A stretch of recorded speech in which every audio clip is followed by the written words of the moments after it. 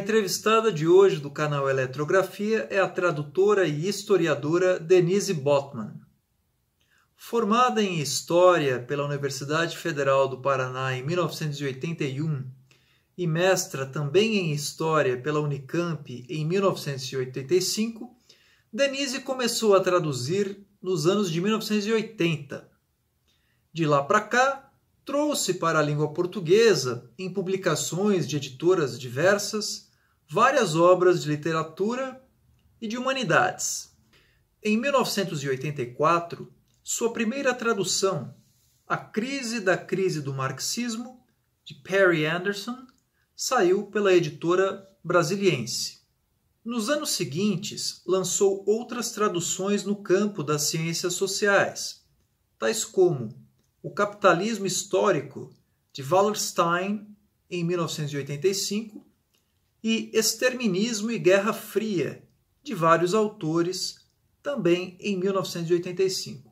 Dezenas de outros de seus trabalhos tradutórios foram publicados ao longo dos anos.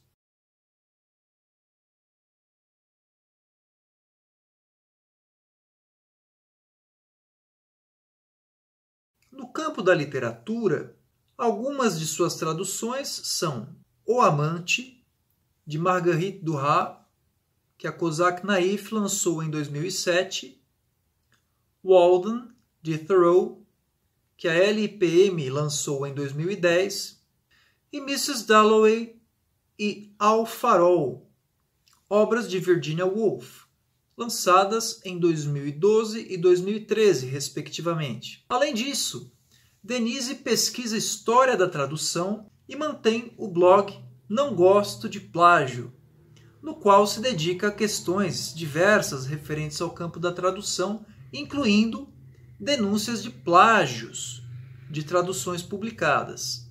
O canal Eletrografia agradece a participação da tradutora.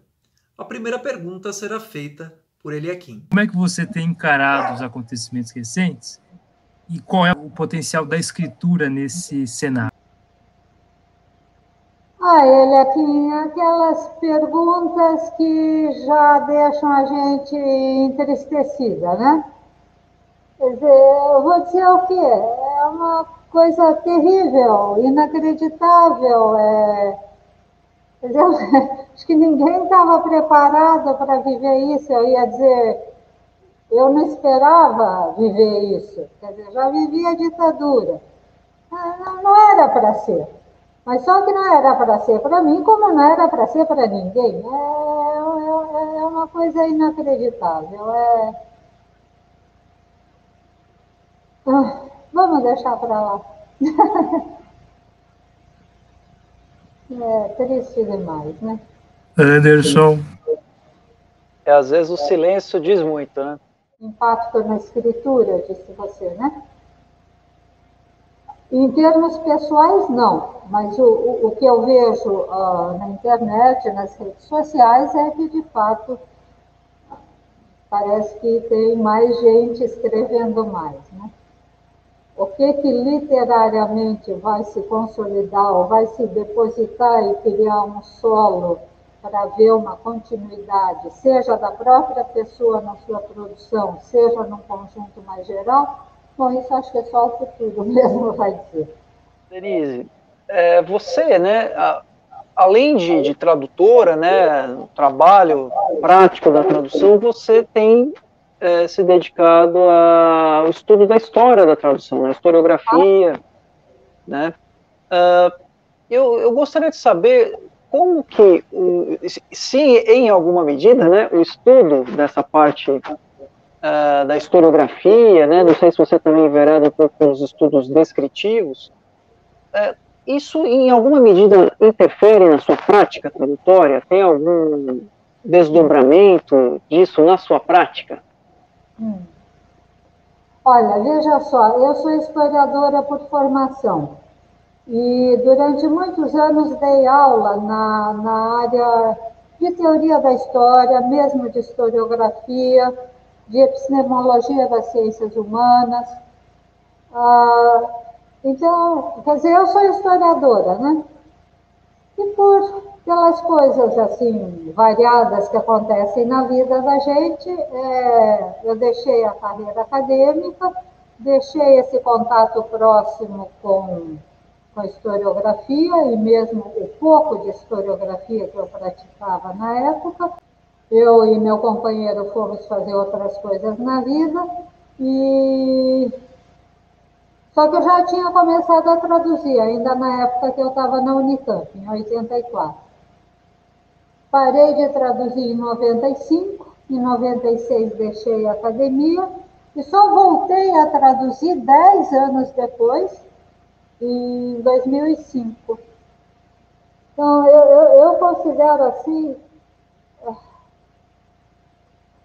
que é interessante porque as coisas se cruzaram. Quer dizer, a minha formação como historiadora, a minha até então pequena prática historiográfica, apesar de manter bastante discussão teórica sobre historiografia e tal, mas era muito pequena, ou era relativamente restrita minha prática historiográfica propriamente dita. E eu tinha interrompido também a atividade de tradução. Então, em 2005, quando eu voltei a traduzir, 2 anos depois, eu fiquei sabendo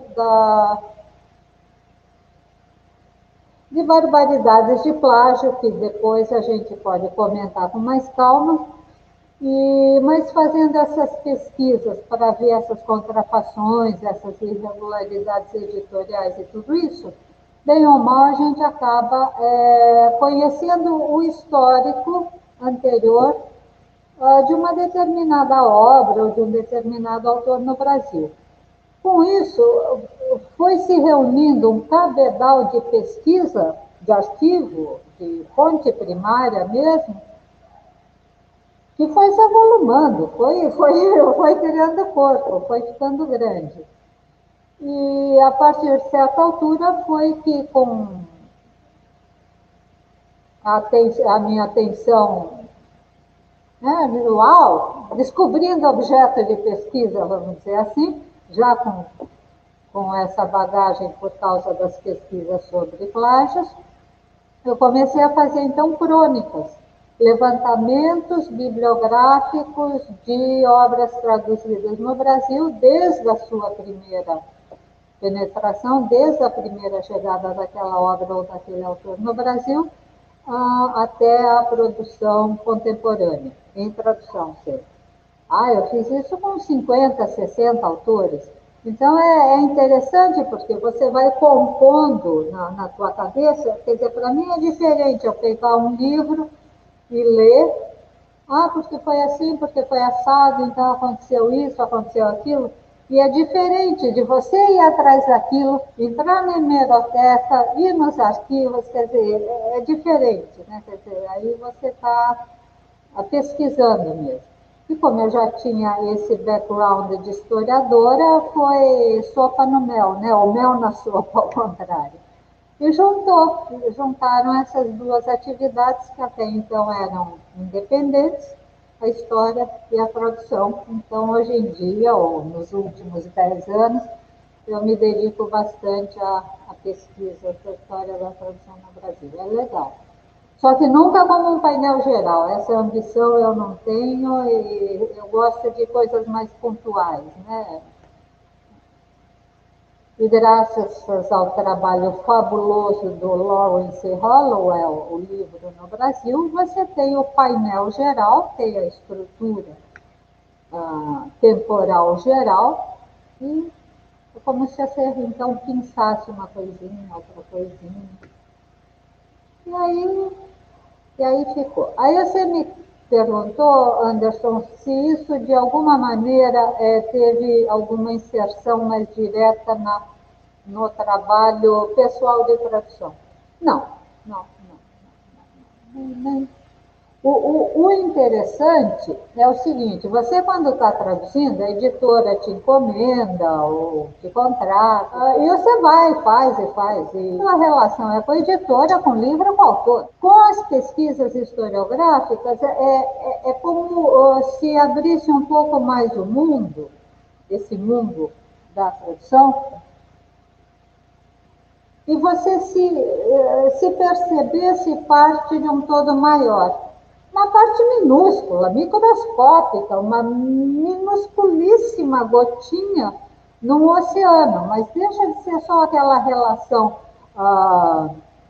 obra e tradução, ou autor e tradutor, ou editor a tradução. E sobre essa questão do plágio, em 2008 você criou o blog Não Gosto de Plágio. Se dedica à denúncia de plágio. Isso. Quais foram os desdobramentos dos debates propostos por você nesse blog? Porque muitas vezes eu tive que consultar o seu blog porque eu mesmo desconfiava da tradução que eu tinha em mãos, né? A Nova Cultural era um exemplo disso. Nossa, que barbaridade. Muitas vezes o Lord Jim, né, eu acho que eu fui ao seu blog porque eu tinha uma edição que não era, provavelmente era um plágio, né? Você poderia comentar um pouco sobre isso? Em 2007, naquela época, tinha Orkut, grupos do Yahoo, etc. E eu fiquei sabendo, por meio de um colega do Orkut, que comparava traduções. Tem tradutores que gostam, ou mesmo não tradutores, que gostam de comparar traduções. E ele se chama Saulo von Randol Jr., e no Orkut tinha comentado que estava lendo e comparando o Ivanhoé, do Walter Scott, numa tradução justamente, acho que da Nova Cultural. Nome de tal de Roberto Nunes Whittaker. Se vocês procurarem, não vão encontrar nada a respeito. A única coisa vai ser essa pretensa tradução do Ivanhoé, lançado pela Nova Cultural. Só que era idêntica à tradução do Breno Silveira, que tinha saído nos anos 40, pela antiga Martins.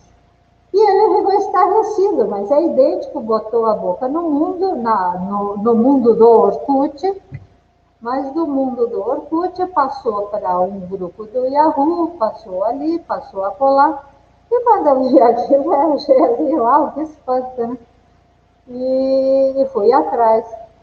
Sim, de fato, eram idênticas. E indo atrás, procurando, aí que eu fui ver que o Ivo Barroso, nosso grande poeta e tradutor Ivo Barroso, já tinha denunciado, acho que em 2001, uma garfada de um tal Pietro Nassetti, era a primeira vez que eu ouvia falar no Pietro Nassetti, que tinha se apropriado, ou a editora tinha se apropriado da tradução do Jamil Al-Mansur Haddad, dos anos 50, das Flores do Mal de Baudelaire, e publicado numa boa, como se fosse da lavra do Pietro Nassetti.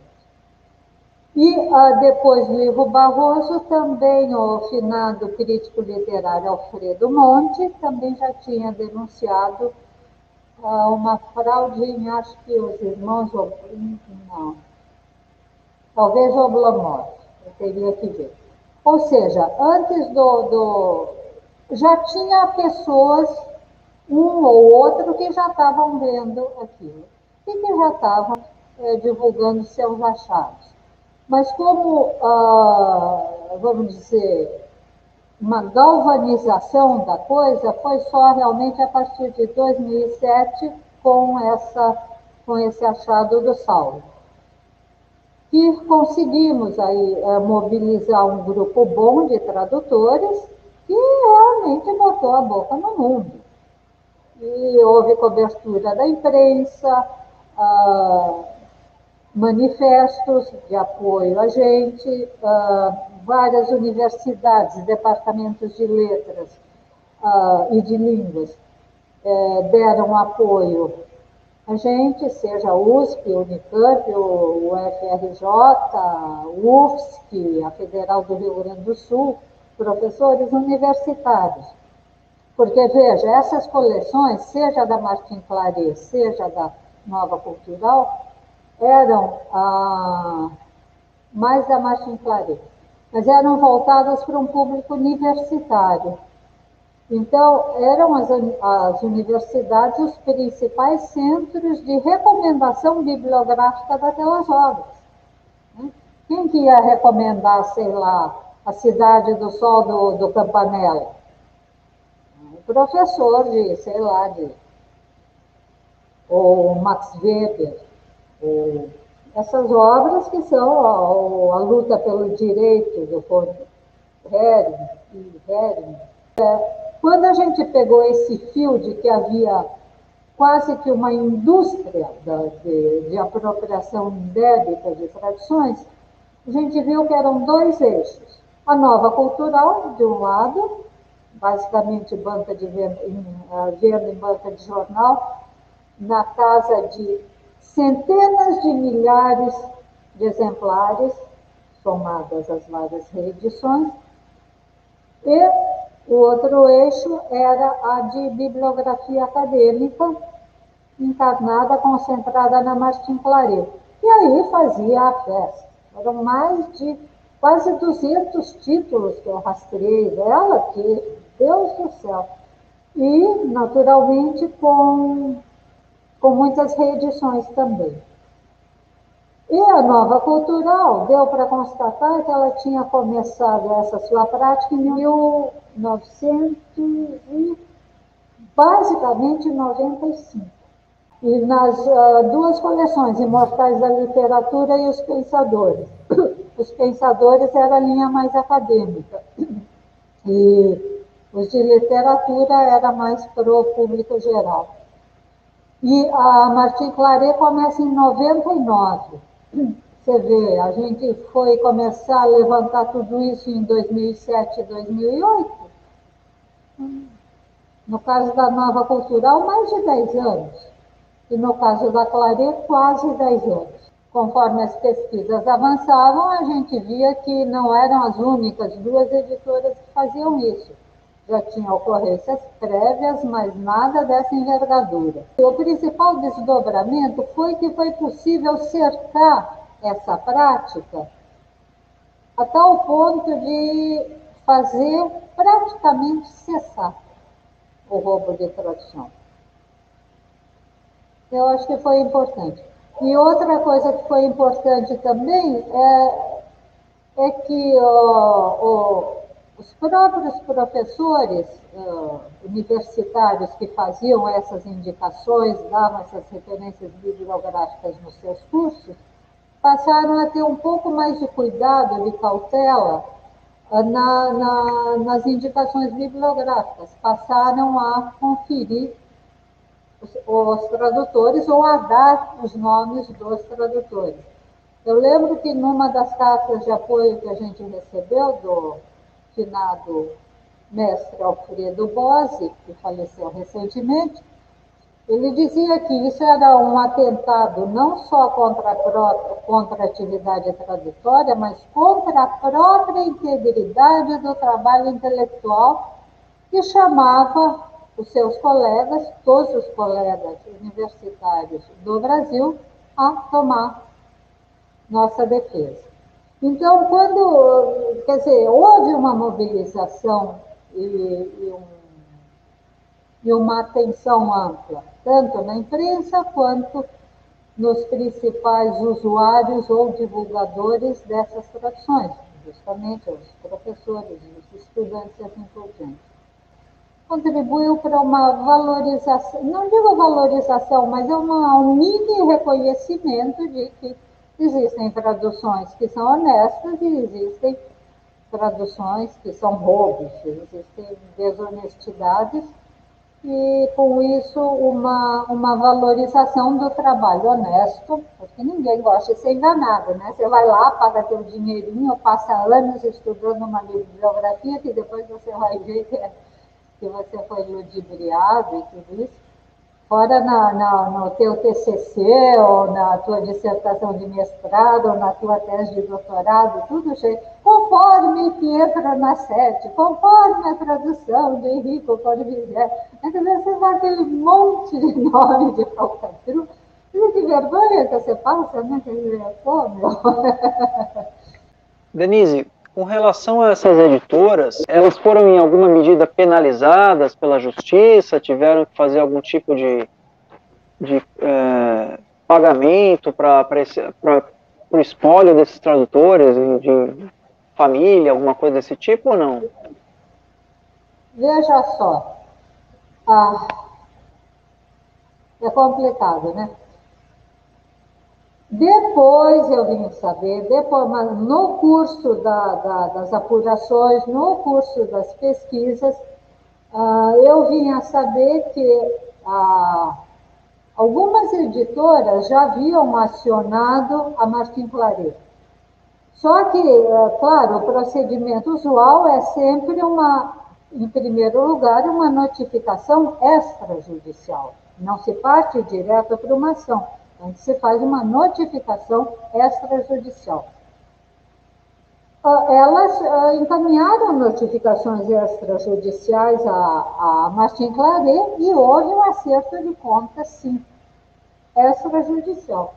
Ou seja, um acordo entre as partes em que a Martin Claret se comprometeu a retirar de circulação aquelas fraudes e a pagar, fazer um ressarcimento de danos. Eu sei de pelo menos 3 casos, 3 editoras que fizeram esse acordo extrajudicial, porque a Martin Claret, claro, não ia virar a cara para não extrajudicial, porque corria o risco de virar judicial. Né? Agora, veja a grande questão. A imensa maioria dos tradutores e tradutoras, a maioria eram homens mesmo, lesados, ou seja, indevidamente apropriados, ou eram portugueses, ou eram falecidos já há uma certa ou longa data. A Martin Claret chegou ao requinte de publicar traduções em nome de Alex Marins, que é outro fantasma, do Manuel Odorico Mendes, do século XIX, quer dizer, em domínio público há um século, e falsifica aquilo. Quer dizer, era um procedimento automático, tinha o nome dos fantasminhas colaboradores da casa, e nem todos eram fantasmas, Pietro Nassetti existiu, era de carne e osso, mas os outros nomes inventados, tinha uma lista lá, para isso preenchia-se o ISBN, a ficha de solicitação do ISBN, e tascava-se o nome daquela lista, tanto é que você encontrava registros de ISBN da Martin Claret, dando Pietro Nassetti como tradutor do Machado de Assis.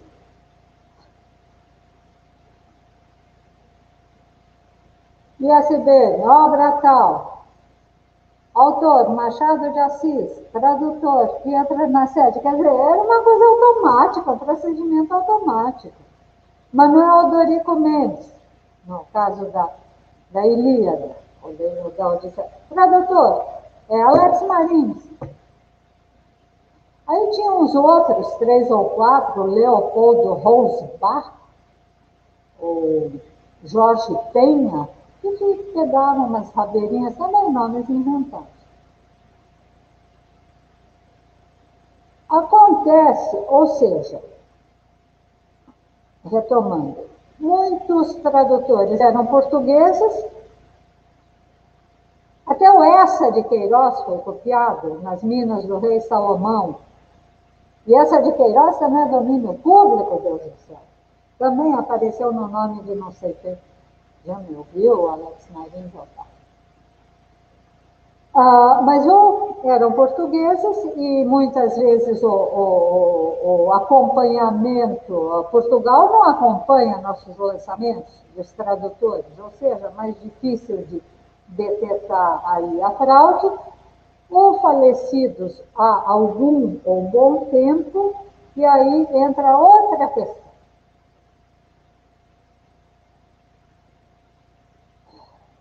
você comentou espólio. Sim, de fato, o direito autoral da tradução permanece por 70 anos após a morte do tradutor. Então, se o tradutor morre há uns 20, 30 anos atrás, a obra dele ainda é protegida, não está em domínio público. Mas cansei de ir atrás de herdeiro de tradutor ou tradutora falecida.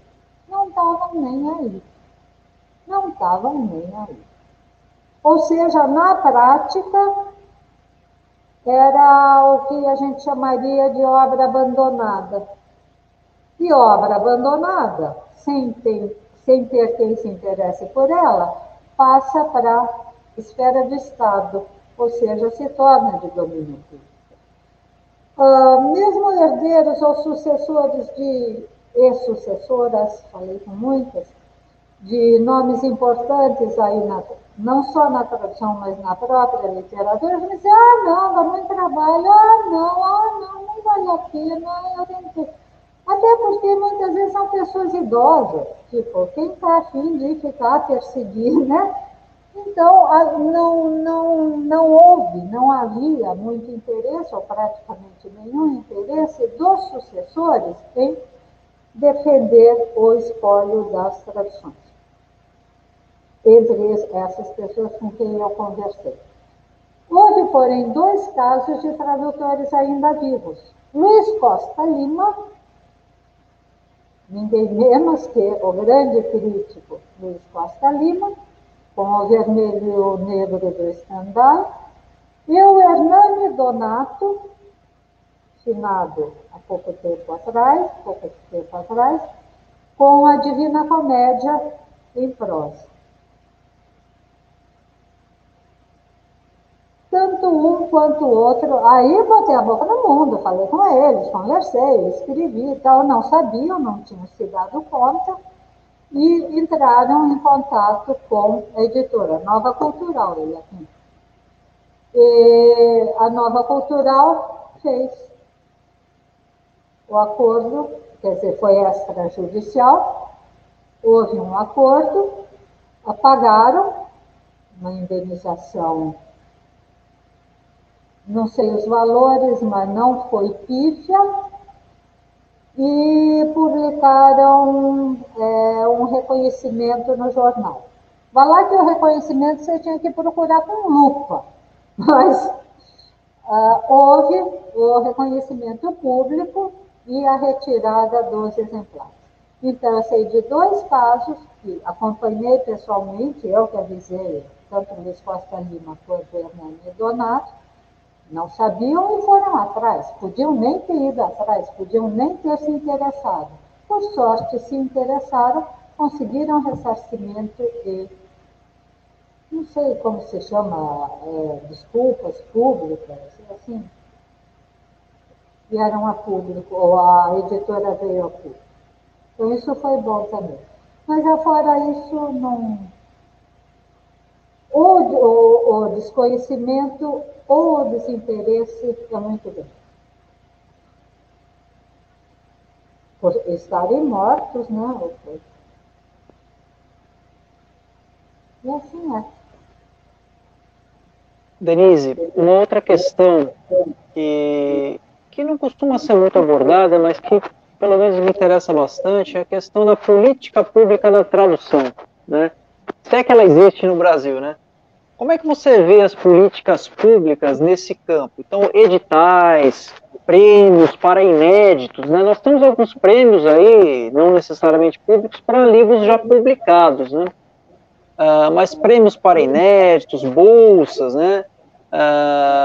Nesse campo da tradução aqui no Brasil. O que você vê de interessante? O que você acha que falta? Como é que poderia ser isso? Né? Esses prêmios, quais são os critérios, né? Que eu saiba, não existe prêmio para inéditos em tradução.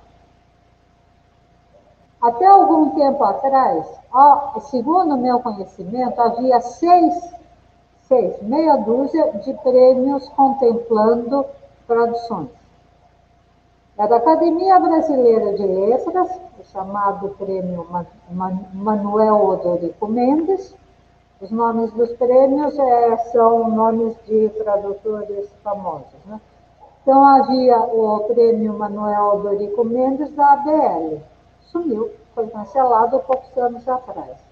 E não só o prêmio de tradução da ABL, todos os prêmios foram cancelados e substituídos por um prêmio só, pelo conjunto da obra, Prêmio Machado de Assis, se eu não me engano. Então, se antes havia o prêmio de tradução literária da ABL, ele deixou de existir. Havia o prêmio, acho que se chamava Oceanos, do governo gaúcho, do Rio Grande do Sul. Deixou, para a categoria de tradução, especificamente, deixou de existir faz uns 10 anos. O da ABL sumiu faz, acho que uns 4, 5 anos. Havia também, e também era para a tradução literária, havia um prêmio, esse sim, para não ficção, tradução não literária, que se chamava União Latina. E era uma iniciativa conjunta também com países latino-americanos, por iniciativa espanhola, da Espanha, Prêmio União Latina. Até fui jurada de lá, acho que na última edição desse prêmio. Já faz 10 anos, União Latina nunca mais desapareceu, não existe mais. Existe, então você vê, o que existia não existe mais. União Latina, Oceanos e ABL. Dos 6 de que eu tinha conhecimento, dos 6, 3 terminaram. Sobrou o prêmio de tradução literária da Fundação Biblioteca Nacional, que é o prêmio Paulo Ronald. O nome do prêmio é Paulo Ronald. Para a tradução literária. O prêmio principal mais conhecido, principal no sentido de ser mais conhecido, é o da CBL, o Jabuti. O prêmio Jabuti tem várias categorias, contempla várias, 20, 30 categorias. E ele oscilou um pouco ao longo das décadas, desde que ele existe. Durante alguns anos só contemplava a tradução literária. Depois, alguma decisão interna, passavam alguns anos premiando também traduções não literárias. E assim foi oscilando. Passa 5 anos premiando as duas, passa um ano, alguns anos, e assim por diante. Temos o da Fundação Nacional da Literatura Infanto-Juvenil, ou Infantil-Juvenil, FNLIJ. Então, é o prêmio que tinha o prêmio, se chamava Monteiro Lobato, mas não sei como se chama hoje em dia, porque parece que a FN, a Fundação Nacional da Literatura Infanto-Juvenil, o governo resolveu criar o prêmio Monteiro Lobato como grande prêmio da Fundação Nacional, sendo que esse nome era o nome do prêmio para adaptação e tradução de livro para crianças e outro prêmio para adaptação e tradução de literatura juvenil. Então, a Fundação Nacional tinha 2 prêmios, adaptação e tradução de criança e tradução e adaptação juvenil. Com isso, seriam 4 prêmios, esse mais setorializado para, como eu disse, o segmento infanto-juvenil. E aí, por fim, temos o chamado prêmio da APCA, Associação Paulista de Críticos de Arte. Mas o curioso é que não é uma categoria. Se você procura lá a divulgação dos prêmios, não existe a categoria tradução, só categoria literatura. E uma amiga, acho que de Portugal, que estava fazendo umas pesquisas, algumas coisas, queria saber qual tinha sido a tradução premiada no ano tal. Corri atrás, graças a Deus, tudo por Facebook, mas sou persistente e consegui a resposta da PCA. Não, tradução não é categoria. O que acontece é que, às vezes, algum ano, e é tudo por indicação interna, isso é interessante. O Jabuti é por inscrição, é um concurso aberto onde as obras se inscrevem. O Prêmio Paulo Ronay da Biblioteca Nacional sai em edital, e vários edital de lançamento, edital de acompanhamento, edital dizendo quais foram os classificados, quais os desclassificados e assim por diante. Ou seja, também por inscrição externa. A Fundação Nacional também é público, aberto, e as editoras inscrevem as obras. O Jabuti é basicamente por editoras.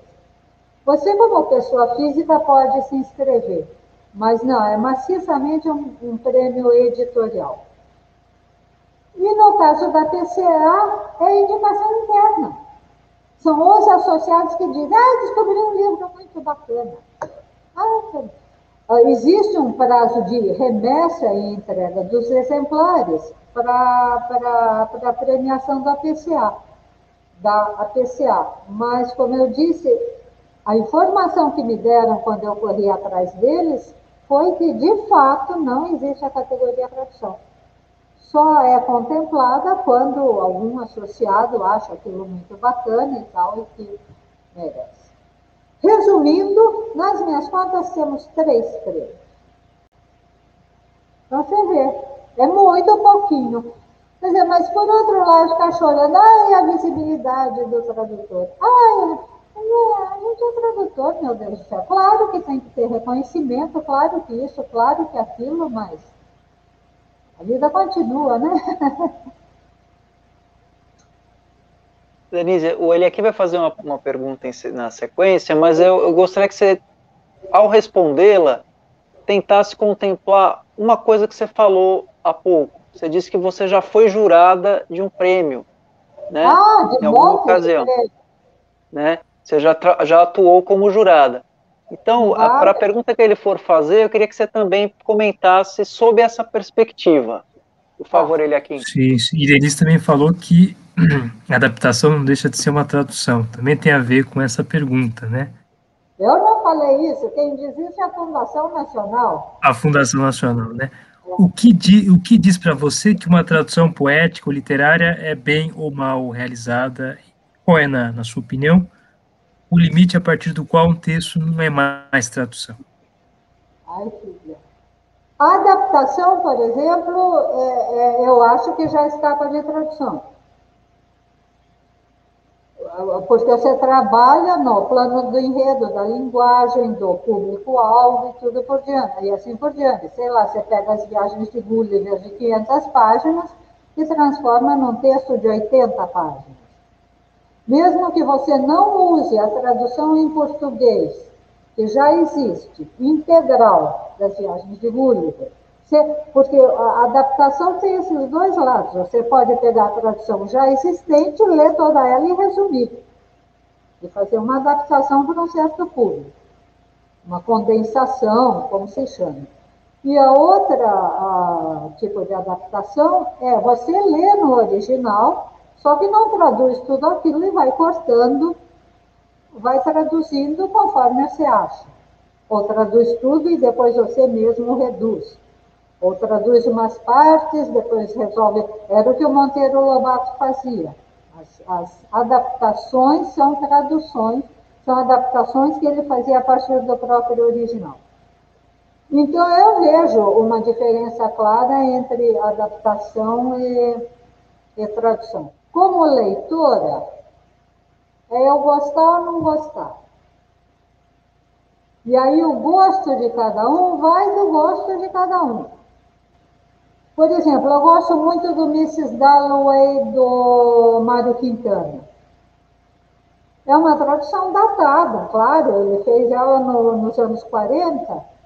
Acho que foi a primeira obra, o primeiro romance da Virginia Woolf a ser publicado no Brasil. Acho que o primeiro ou o segundo. Primeiro. Ele interrompe a frase. A frase está comprida, ele põe lá um ponto. Ou ela é toda metida moderna e tudo isso. Ele põe o viés da época, e não o moderno dos anos 40, o convencional dos anos 40. Mas é uma delícia de tradução. E vou eu ficar implicando com Mário Quintana porque ele pôs o ponto no meio de uma frase? Ah, pelo amor de Deus. Quer dizer, então, às vezes, a impressão que eu tenho vendo alguns leitores, ai, mas aqui, ai, mas ali, ah, filho, quanto mimo. Muito mimada essa posição do leitor. Ai, não tá bom. Então, quer dizer, se você gosta, você gosta. Eu gosto. Eu faria uma tradução assim? Não, porque não é o tipo de tradução que eu faço. Se para a época da Virginia Woolf ela era inovadora, eu tento resgatar o que tinha. Tento resgatar pelo menos um pouquinho o que era inovador naquela época para parecer inovador agora também. É o que se chama, a gente em tradução chama de efeito de leitura. Se você quer gerar um certo efeito de leitura no teu leitor e faz frases gigantescas, tenta fazer frases gigantescas para ver se tem também aquele efeito, ou um efeito parecido, né, de ondulante, de frases enormes, ou que nem o James Joyce e tal. Não vou ficar botando 1000 pontos na Mário Brum. Mário Quintana punha, mas ficou legal, meu. E é esse o livro que eu tenho na mão. E foi isso que a Globo lançou nos anos 40. Não está feliz, compre em inglês e para de reclamar. Né? Quer dizer, às vezes dá vontade. Então, como leitor, o que me diz se isso é bom ou mal? Meu gosto. Meu gosto é bom? Não sei, pode ser jequíssima, breguíssima, ignorantíssima, mas se eu gosto, tá bom para mim. Mas eu acho que o cerne da questão é: ah, por que você fez assim? Por isso, por aquilo e por aquilo outro. A pessoa pode concordar ou não, achar a justificativa bem arrazoada ou não, suficiente ou não, isso dá margem para debate, mas a questão é: você pensou para fazer? Você não tirou do bolso? Você não é um jogo de dado que não é um jogo de dado. E por isso também é muito difícil criticar a tradução. É muito difícil. E quem critica está sendo bobo. Veja os méritos da tradução. Toda aquela história, perda e ganho, eu nunca vi uma história mais boba. Que perda e ganho? Tradução é só ganho, rapaz. Tudo soma. É coisa, você pode não gostar, pode achar horroroso, mas não interessa, aquilo frutifica, aquilo se multiplica, aquilo difunde, divulga. A tradução é sempre ganho. Menos as do Pietro Massetti, Henrico Corretti, e esse não é ganho, isso sim é perda. Né? E Denise, então como você acabou de dizer, né, essa fortuna, né, tradutória vai se acumulando com o trabalho de vários tradutores, você expressou um pouco seus valores no campo da leitura pessoal. Mas quando você está ali no seu trabalho, ou até como jurada, tem algo que te norteia? Algo mais objetivo? Ou como é que funciona isso? Você com o livro que chega para lá, para você ler, avaliar ali, como é que é? É uma boa questão. É uma boa questão. É uma boa questão. Você me pegou no meu relativismo. Não me deixou ser tão relativista quanto eu acabei de me expressar. Sim, é verdade, é verdade. A gente vai julgar a tradução de acordo com parâmetros próprios. Aí a vantagem de ser uma praticante de tradução refletida. Entende? Quer dizer, eu conheço mais ou menos os meus parâmetros. Não é algo arbitrário. As escolhas são pensadas. Então, sim, você tem razão, Anderson. No meu discurso anterior, acabei mostrando facetas bem mais relativistas, numa avaliação que supostamente seria mais objetiva, embora o conceito de objetivo seja difícil, mas algo que eu também possa justificar por que eu dou nota tal a tal concorrente, dou nota tal a tal concorrente, eu também tenho que ter clareza dos critérios que eu usei para fazer isso ou aquilo, e esses critérios serão, muito provavelmente, para não dizer certamente, tributários dos critérios que eu próprio utilizo na tradução. Né? Essa é uma questão interessante. Por exemplo, uma coisa que eu acho complicada, que me parece uma tradução não muito refletida, é o abuso da ordem passiva frequente no inglês e menos frequente no português. Um dos critérios que me guiam é a frequência de uso. Algo que é frequente no idioma original, fica estranho eu usar algo raro e precioso no português. Ou você usar, eu vou na escola porque eu gosto da minha professora, porque eu vi a minha colega na esquina e eu, quer dizer, eu, nós, ele. Você não precisa no português. Por que tem tanto no inglês? É tudo ai, ai. Xi. Ui. Por quê? Porque eles não têm declinação do verbo. A única pessoa que eles declinam o verbo é a terceira pessoa do singular no presente, porque no passado não declina coisa nenhuma. Agora, no português, quem indica o agente do verbo é a nossa declinação. Fui. Quem é a pessoa de fui? Eu não preciso pôr eu fui. Então, quando você pega essas traduções que repetem, que reproduzem todos os pronomes que estão no inglês, você diz, caramba, e fica cansativo na leitura. Então, os critérios são um pouco esses, básicos, né? Frequência de uso, estruturas sintáticas, dependendo do caso, e assim por diante. Eu posso discordar dos critérios dos colegas, porque são de 3 a 5 jurados. Muitas vezes, na maioria, 3 jurados. Mas, antigamente, os jurados sentavam, conversavam entre si. Já não é do meu tempo. De sentar, conversar junto, discutir os méritos daquilo e tal. Ou, se não correspondência, por e-mail, tá? Pareceres, que se conversam entre si e tal. Não posso discordar dos critérios usados pelo meu colega ou pela minha colega. Aconteceu. Uma colega desclassificou na avaliação dela uma tradução que eu achava boa, bastante boa, porque usou tal termo para traduzir tal coisa. Então, às vezes, são outros critérios diferentes, né? E aí tem, como são 3, um número ímpar, sempre tem um desempate ou algo assim. Ou, mais recentemente, na CBL, você muitas vezes nem sabe, ou nunca, sabe quem são os outros jurados. Você só recebe folhas para preenchimento segundo a sua avaliação. E aí tem lá um corpo, uma equipe, que pega os relatórios, faz a desclassificação, aqueles que foram, pelos 3 jurados, receberam nota baixa, porque aí era com nota, né?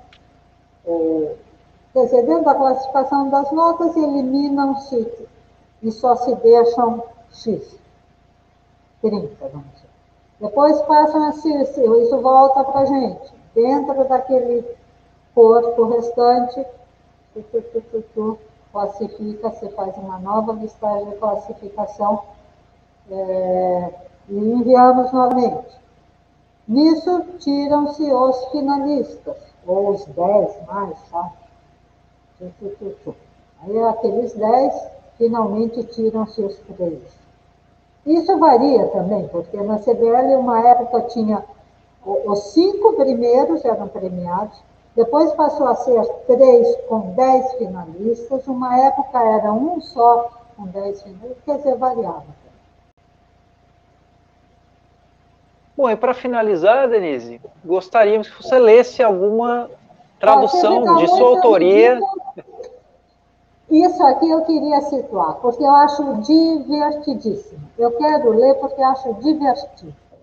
Que é mais ou menos no final do Moby Dick, do Herman Melville, quando tem aquele temporal doido, os Corpos Santos, fogos de São Telmo, descem pelos mastros do navio e criam uma luz, é um fenômeno elétrico, né? Criam uma luminosidade muito forte, que parece fogo, os fogos de São Telmo, ou os Corpos Santos, que iluminam como que um espectro, formando como que um espectro daqueles mastros, né? E aquele temporal violento, com ventanias, e à noite, e aquela luz brutal. E o interessante é que o Acabe era zoroastrista, o capitão do navio. Tinha lá os mestres parsis dele, até tinha uns parsis clandestinos no navio, como passageiros clandestinos. Isso no filme não aparece, só no livro. Bom, em suma, o zoroastrismo é basicamente maniqueu, né? A luz e as trevas, o bem e o mal, e assim por diante. E está ele lá. E o interessante é que o registro dele, do Acabe, mesmo do meu, mas vamos dizer, do personagem Acabe, tem gente que mantém Ahab, com H, mas é nome de personagem bíblico, então a gente usa o nome em português, né? Acabe. É um registro normal. Agora, aqui, o Acabe está numa exaltação. Se você pegar a igreja pentecostal mais alucinada do século XIX na Nova Inglaterra, vai ser fichinha perto dele. Então, não à toa, uma das cenas iniciais é o discurso lá do protestante, do pastor protestante lá da cidade.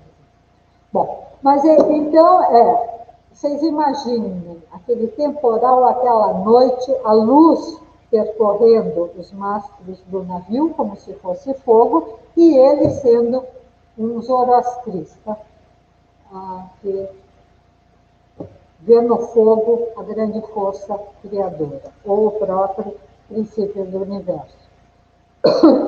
E está ele esbravejando, o próprio esbravejamento em pessoa. E diz ele: reconheço teu poder silente e ubíquo. Não o disse?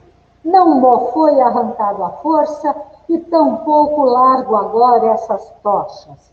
Podes cegar, mas aí eu posso tatear. Podes consumir, mas aí eu posso ser cinza. Aceita a homenagem desses pobres olhos e das mãos que os tapam. Eu não aceitaria. O relâmpago flameja por meu crânio, meus globos oculares doem sem cessar. Meu inteiro cérebro exausto parece decepado, rolando por algum estranho solo. Ainda que cego, falarei a ti. Luz que sejas, saltas da treva. Mas eu sou treva, saltando da luz. Saltando de ti. Os dardos cessam, abro os olhos, vêm ou não vêm. Já ardem as chamas. Ó tu, magnânimo, agora realmente gloriamo-me da minha genealogia. Mas és apenas meu ígneo pai. A minha doce mãe não conheço. Ó cruel, o que fizeste com ela? Esta é a minha perplexidade, mas a tua é maior. Não sabes como surgiste, e por isso te dizes incriado. Não conheces tua origem, e por isso te dizes sem começo. De mim, eu sei aquilo que tu de ti não sabes. Ó, onipotente, há alguma coisa indifusa além de ti, ó claro espírito, para a qual toda a tua eternidade não passa de mero tempo. Toda a tua criatividade é apenas mecânica. Através de ti, do teu flamejante ser, meus olhos chamuscados conseguem divisá-la vagamente. Ó tu, fogo enjeitado, imemorial eremita, tens tu também teu incomunicável enigma, teu incompartilhado pesar. Aqui, novamente, com arrogante angústia, leio meu progenitor. Salta! Salta ao alto e lambe o céu. Salto contigo, ardo contigo. De bom grado me fundiria a ti. A ti adoro em desafio. Isso é Acabe. Isso é Acabe. O cara é alucinado. É fantástico. E antes disso, eu tinha também um trecho exaltado, do discurso exaltado dele, que ele dizia, eu descobri que você não dá um piscirico seco, uma fava seca, para qualquer gesto bom. A você só agrada a destruição. Então eu descobri que eu só posso te adorar se eu te desafiar. Então essa é a continuação do discurso que ele diz. Ah, você se diz incriado porque não conhece a tua mãe? Você diz que não teve princípio porque você não sabe de onde você veio? Isso, sobre mim mesmo, eu sei. E você se diz onipotente? Né? Então é todo cravado, eivado de ironia e de desafio, como diz ele, a ti adoro em desafio. Essa é a forma de adoração extremamente provocadora. E assim, eu acho divertido, eu acho maravilhoso.